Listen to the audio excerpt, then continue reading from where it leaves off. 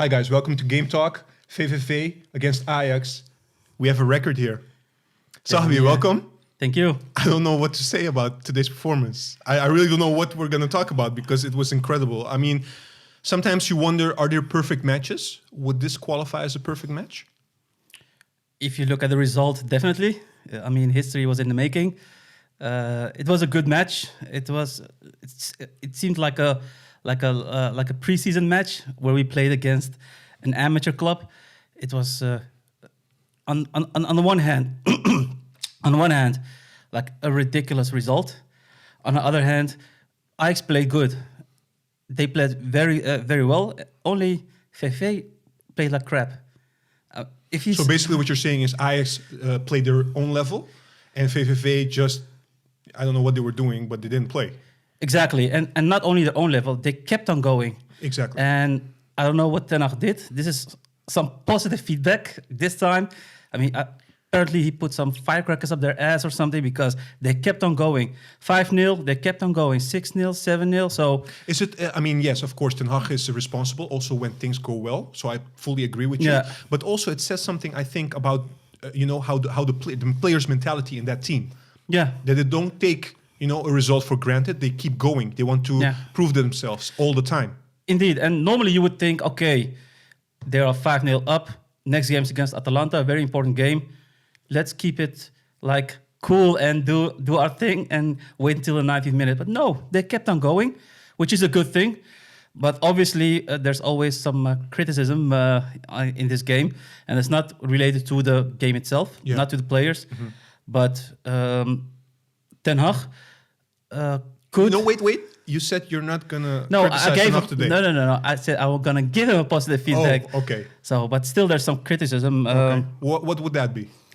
Well, the substitutes. He substituted 2 players in the second half.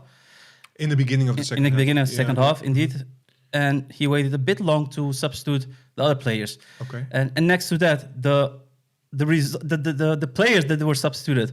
I mean, we had Taylor. We had Taylor on the bench. Okay, but that's a preference, right? No, it's not a preference. You're 6-0 up, 7-0 up, 8-0 up. Give that man some playing time. Yeah, I understand what you mean. You bring in Huntelaar. Okay, he scored a goal.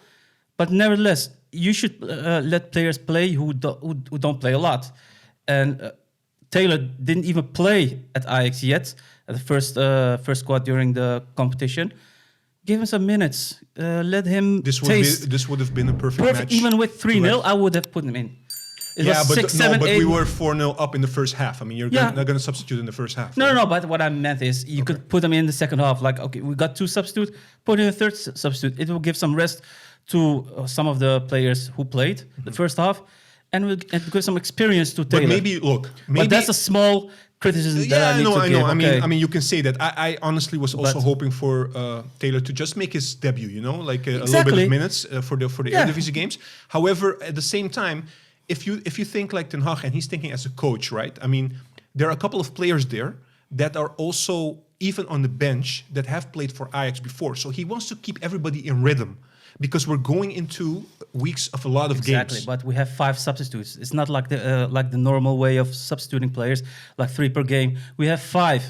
Get 4 in who regularly play or are close to playing regular first team football, and get in Taylor. Right. That was the only player who didn't play a lot with regards to the players on the bench. Mm-hmm.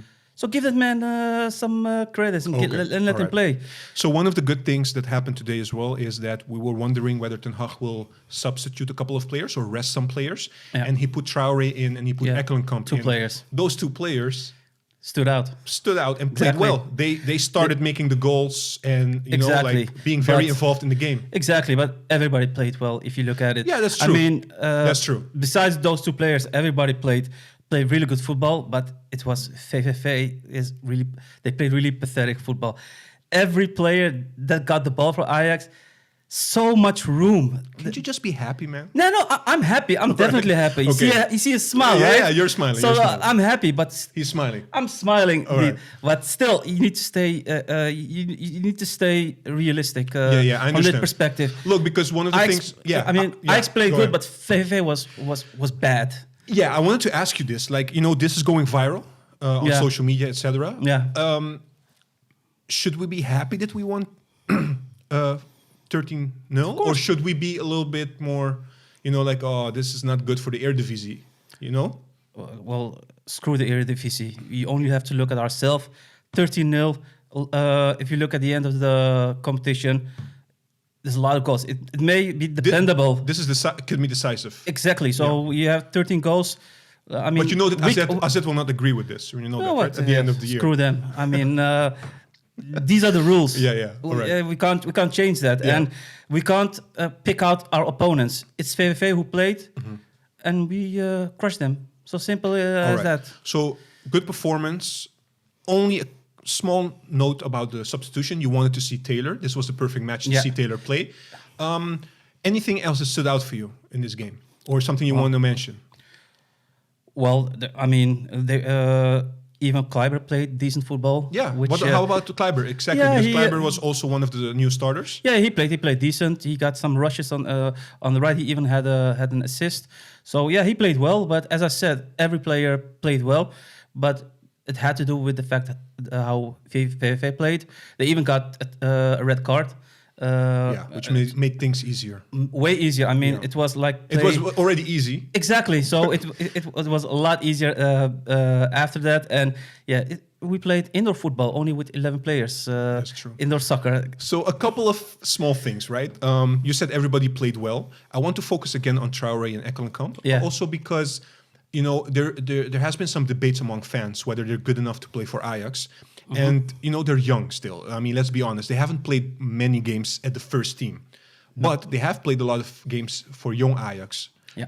So where do you see them at this point? I mean, do you think they are where they are, or do you think they should be further in their development at this point? Well, they are eredivisie worthy, especially against the clubs as VVV and other mid-table or even low mid-table clubs. Yeah. Give them some minutes when we play them. It's... because there are some people already saying like Traore is not it, so we should already move forward and go to Brobbey basically, because Brobbey is doing well in young Ajax. Yeah, he's doing well. But as you could see today, he scored 5 goals, had even assists, or maybe even 2. I don't know. So he's doing okay. Still not Champions League worthy. That's why Ten Hag stated we need a striker. Yeah. Well, we could agree with him if we look at the top level. But as you said, he's still young. He needs time. And in theory, he's a typical Ajax striker. He holds the ball. He's strong. He can score goals. But he needs to show it. He can score even more goals if he wants to. Yeah. He wastes a lot of time. And that's also one of my criticism. Okay. Because, a small one. We won with 13-0. But it could have been way higher. Yeah, it could have been 18, 19. So if they really stood out in their chances, then it would be an incredible result. But we're happy. We got a good result. The only risk that I saw up front is with Ten Hag, which players will he play against VVV? Will he rest a lot of players? Because we saw the Atalanta game. They played against Sampdoria. They played with a B team. They rested some players too, right? a lot of players, and they lost. So it's a risk, and luckily Ten Hag... It paid off for us. It paid off for us. We had a lot of players who usually play. They played. So, and we got some enthusiasm. We got the motivation. So we need to keep on going and crush them as well. One special mention, final thing. We were laughing a little bit. There was a penalty, and we thought the camera was already moving to Onana. Yeah. And true. Onana was laughing, and he was talking to the side like, "Hey, coach, let me take it." Exactly. I don't know if he said that, but it seemed like it looked that. like that. Yeah. And we were hoping for him to take the penalty. Do you think he should have taken the penalty? I mean, I know Ajax has a list of penalty takers, and Huntelaar was one of the highest in that list, so he took it. But it could have been nice. It could have been nice. I already told you, indeed, like it reminded me of the 9-0 against Sparta, where in the past, where Ajax got a penalty as well, and they and Van der Sar took it. He missed, but it was still something something funny to see. And would I have chosen Onana? It would have been fun, but it would also be some disrespect against VVV. Against the team, all right. I mean, it's already a shame with such a huge loss. If they have put Onana to to take the penalty, yeah, it would be a disgrace. I mean, you would see the whole world stating, well, it's a disgrace, etc. So perhaps it's better. But I would have, if it was up to me, I would have chosen another one who would take the penalty, because Huntelaar. Who instead of Huntelaar? Somebody who doesn't maybe score. Promes, who needs it. Exactly, for confidence purposes, etc. Exactly. So, all right. I just want to mention about Onana also at the end of the game, because these things I know. I mean, for me, those are the things that make you a really nice sportsmanship and also defines you as a human. Yeah. He went to the goalkeeper of VVV and he, he put his hand around his shoulder and he talked to him a little bit, like consolation. I think this is really nice. Yeah, definitely.